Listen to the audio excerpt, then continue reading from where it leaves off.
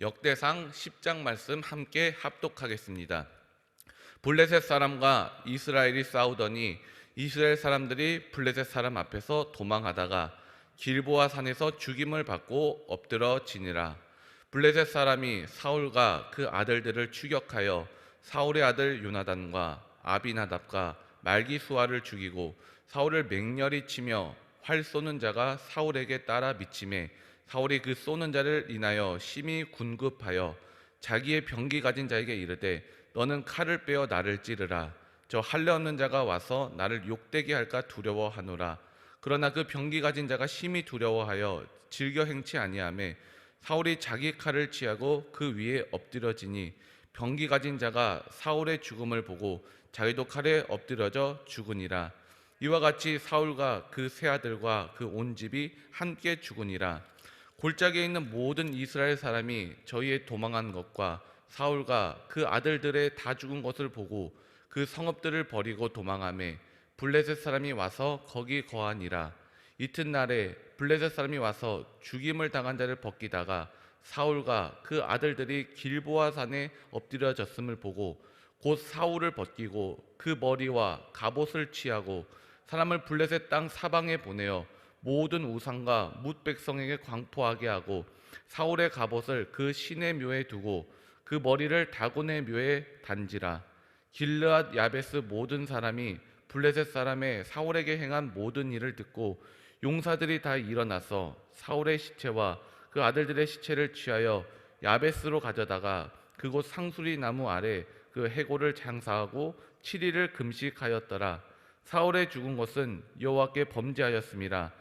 저가 여호와의 말씀을 지키지 아니하고 또 신접한 자에게 가르치기를 청하고 여호와께 묻지 아니하였으므로 여호와께서 저를 죽이시고 그 나라를 이새의 아들 다윗에게 돌리셨더라. 아멘. 효화행복 보도록 하겠습니다. 효화행복은 3월 23일 순종과 불순종입니다.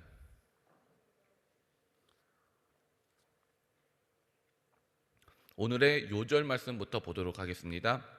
여호와께 묻지 아니하였으므로 여호와께서 저를 죽이시고 그 나라를 이새의 아들 다윗에게 돌리셨더라. 역대상 10장 14절 말씀. 아멘. 본문 보도록 하겠습니다. 본장은 다윗의 왕국사를 언급하기 전에 사울의 최후의 모습을 기록한 것이다. 사울은 순종하는 자로서의 겸손한 모습과 불순종하는 자로서의 교만한 모습을 모두 보여준 인물이다. 기스의 아들인 사울에게 하나님이 함께 하시자 그는 하나님의 사람이 되었다. 하나님께서 도우실 때 사울은 암몬 족속을 물리치고 왕으로서 백성에게 신망을 얻을 수 있었다. 하나님의 말씀을 준행했을 때 사울은 이스라엘의 훌륭한 왕이 되었다. 그러나 그가 하나님의 뜻에 불순종했을 때는 어떤 일들이 일어났는가? 하나님을 떠나고 불순종하는 자는 자신의 경험과 지혜를 믿다가 낭패를 당한다. 사울은 블레셋군이 산지에서의 싸움이 약하다는 것을 알고 블레셋을 산으로 끌어들였음에도 불구하고 이길 수 없었다. 블레셋은 이스라엘 군사를 치고 이어서 사울의 아들들인 요나단과 아비나답과 말기수아를 죽였다. 아담 한 사람의 불순종으로 인류가 죽게 된 것처럼 사울의 불순종은 자신의 가정과 공동체를 파괴한 것이다. 사울 역시 비극적인 자살로 그의 삶을 마감한다. 이는 그가 여호와의 말씀을 지키지 아니하고 또 신접한 자에게 가르치기를 청하고 여호와께 묻지 아니하니 한 범죄의 결과이다. 열조들의 우상숭배의 죄악으로 바벨론에서 포로 생활을 경험하고 돌아온 귀향민들에게 하나님 말씀에 불순종한 사울의 최후는 충분한 경각심을 주었을 것이다. 뿐만 아니라 오늘을 살아가는 우리에게도 많은 신앙의 교훈을 준다. 하나님의 말씀에 순종하는 자는 흥하고 불순종하는 자는 망한다. 성도는 이 평범하고도 단순한 진리를 망각하지 말고 마음판에 새기고 살아야 한다. 아멘. 오늘은 순종과 불순종이란 제목으로 함께 은혜를 나누고자 합니다. 테스형에 이어서 가왕 나우나가 멋진 신곡을 발표했습니다. 바로 맞짱이라는 노래인데 여러분 들어보셨나요? 제가 그 가사를 잠깐 소개해 드리겠습니다. 세월을 이길 장사 어디 있겠소? 어느 누가 세월을 막을 수 있겠소? 아, 사랑은 이제부터 시작인데, 아, 청춘도 아직 10%인데, 아, 세월아, 맞짱 한번 뜨고 싶다. 아 우프다 인생아, 이런 내용입니다. 세월에 끌려가고 싶지 않은 마음으로 어깃장을 부리는 인생의 허무함을 담은 노래입니다. 세월에게 맞짱 한번 떠보자고 큰 소리를 한번 쳐보지만 그건 그저 인간의 몸부림일 뿐 이제까지 세월을 이긴 장사가 없고 앞으로도 없을 것입니다. 세월에 따라서 모든 사람은 죽습니다. 그러기에 웰빙, 잘 사는 것이 중요합니다. 그러나 그에 못지않게 웰다잉, 잘 죽는 것도 중요합니다. 잘 죽기 위해서는요, 잘 살아야 되는 것입니다. 잘 죽겠다고 마음을 먹으면 잘 살게 되는 것이에요. 먼저 오늘 말씀의 1절부터 6절까지의 내용은 사울왕의 죽음에 대해서 나오고 있습니다. 이 사울왕의 죽음은 오늘 우리에게 무엇을 말해주고 있는가? 하나님 없는 죽음의 헛됨 또는 무서움을 말해주고 있는 것입니다. 하나님이 없는 죽음, 준비 없는 죽음이 문제다라는 것이에요. 오늘 말씀 1절 다시 한번 읽어봅시다. 블레셋 사람과 이스라엘이 싸우더니 이스라엘 사람들이 블레셋 사람 앞에서 도망하다가 길보아 산에서 죽임을 받고 엎드려 지니라. 그렇습니다. 하나님이 없는 인생은 우리가 세 가지로 표현할 수가 있는 것 같아요. 첫 번째로 싸우더니, 두 번째로 도망을 하다가, 세 번째로 죽임을 받고 엎드려 지니라. 하나님 없는 사람들은요, 싸우는 거예요. 싸우다가 못 이겨서 도망을 하게 되고 도망을 가다가 죽는 것입니다. 여러분, 인생을 살면서 돈을 이길 수가 있습니까? 돈을 벌겠다고 싸우다가 못 이기고 그래서 도망하다가 결국엔 죽습니다. 돈 때문에 죽고 권력 때문에 죽습니다. 또 병도 마찬가지입니다. 우리 인생은 태어나면서부터 악한 바이러스와 또 질병들과 싸우지 않습니까? 그래서 투병이라고 하지 않습니까? 투병하다가 이기기도 합니다. 그러나 결국엔 죽습니다. 싸우더니 도망하다가 죽더라. 이것을 반복해서 사는 것입니다. 사울도 이렇게 살았다라는 것이에요. 이게 남 이야기가 아니라 하나님 없는 인생들은 다 이렇다라는 것이에요. 우리가 2절 3절 한번 읽어보겠습니다. 블레셋 사람이 사울과 그 아들들을 추격하여 사울의 아들 요나단과 아비나답과 말기수아를 죽이고 사울을 맹렬히 치며 활 쏘는 자가 사울에게 따라 미침에 사울이 그 쏘는 자를 인하여 심히 군급하여. 하나님 없이 살다 보면요, 이 말씀과 같이 몹시 다급한 순간이 오게 되어요. 그때 우리가 찾아야 할 분이 계세요. 바로 누구십니까? 하나님이십니다. 우리의 인생 생사화복을 주관하시는 하나님이세요. 그런데 이 사울을 봅시다. 이러한 다급한 인생 위기 가운데 하나님을 찾지를 못하고 있어요.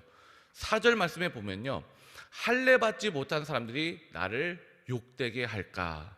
이게 무슨 말입니까? 찾아야 될 하나님을 찾지 못하고 이런 것들만 걱정하고 있어요. 진짜 욕됨이 뭔지를 모르고 있는 것입니다. 하나님 말씀을 거역한 것이 욕된 것이고 하나님을 찾지 못한 것이 욕된 것인데 다른 사람의 이목, 자기의 체면만 의식하고 있는 것이에요.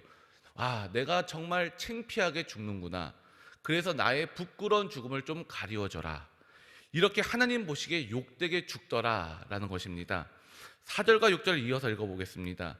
자기의 병기 가진 자에게 이르되 너는 칼을 빼어 나를 찌르라. 저 할례 없는 자가 와서 나를 욕되게 할까 두려워하노라. 그러나 그 병기 가진 자가 심히 두려워하여 즐겨 행치 아니하매 사울이 자기 칼을 취하고 그 위에 엎드려지니 병기 가진 자가 사울의 죽음을 보고 자기도 칼에 엎드려져 죽으니라. 이와 같이 사울과 그 세 아들이 그 온 집이 함께 죽으니. 보세요, 여기 사울의 말 속에 무슨 믿음이 있습니까? 또 기도가 있습니까? 그런 것들이 없습니다. 기도도 없고요, 믿음도 없고 하나님도 없습니다. 오직 죽는 순간까지 내 생각밖에 없어요. 내가 창피하다라는 것입니다.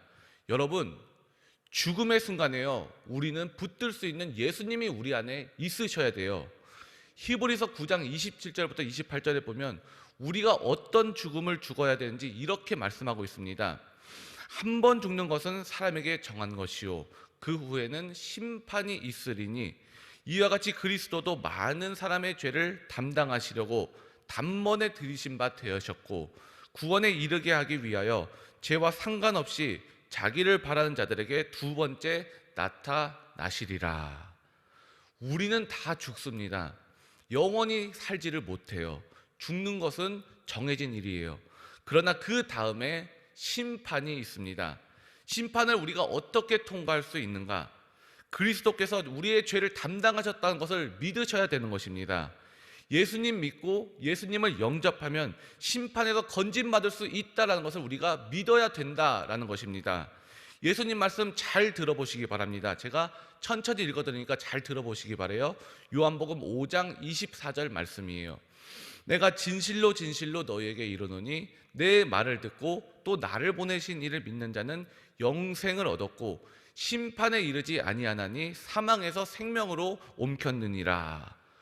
누구를 믿으면이라고 나왔나요? 바로 나를 보내시니 예수님을 믿으면.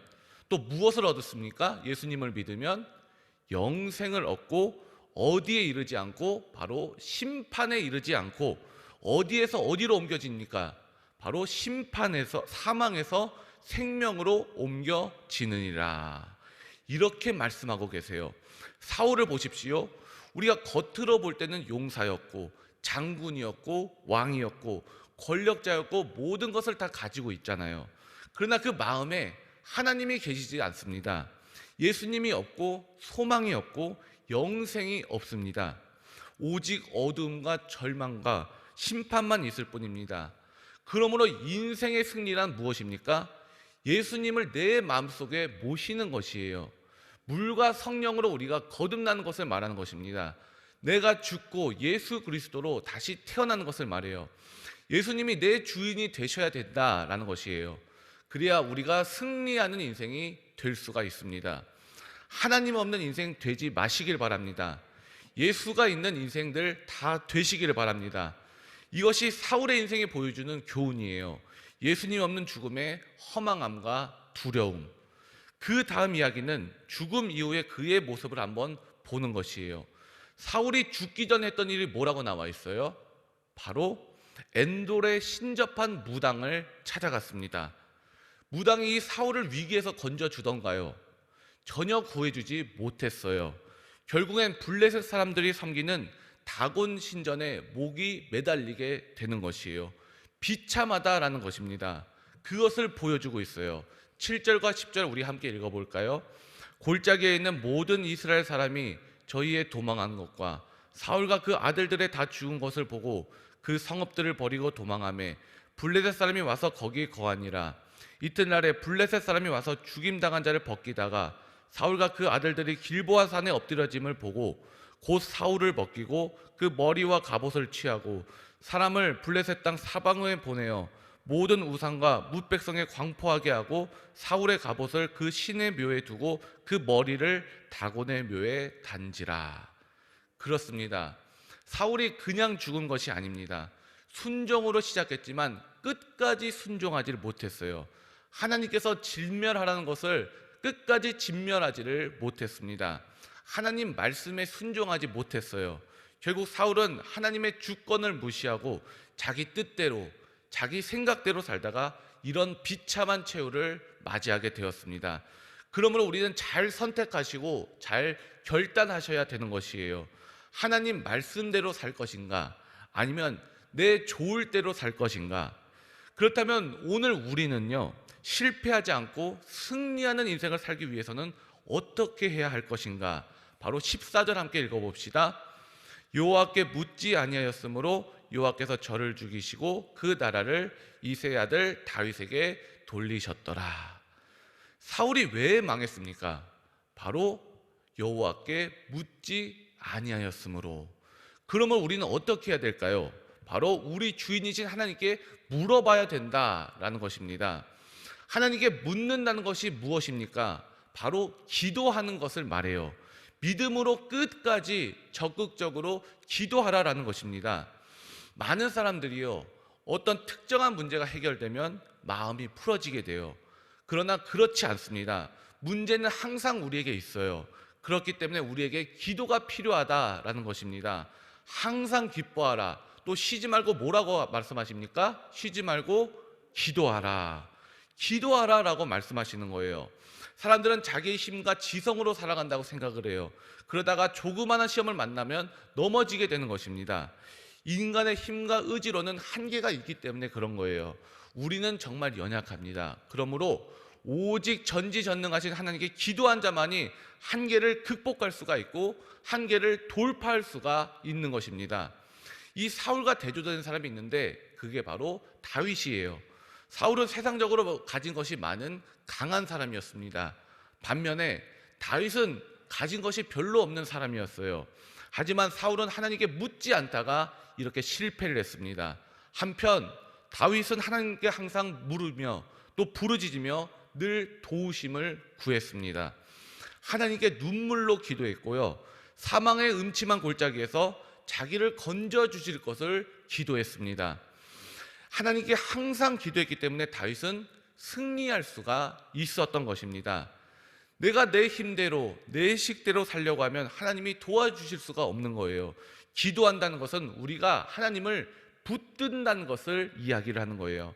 은밀한 가운데 나의 어려움을 하나님께 고하고 나의 부족함 그리고 내 연약함 내 무력함을 깨닫고 하나님의 도우심을 적극적으로 구하는 것이 바로 기도하는 것입니다. 하나님은 이 기도라는 은혜의 통로를 통해서 영적으로 막힌 것을 뚫어주시고요 열어주시는 것이에요. 기도하면 부흥이 오게 되는 것입니다. 근신의 짐이 사라지게 되는 것이고 우리의 마음을 건강하게 하고 우리의 영을 새롭게 하는 것이에요.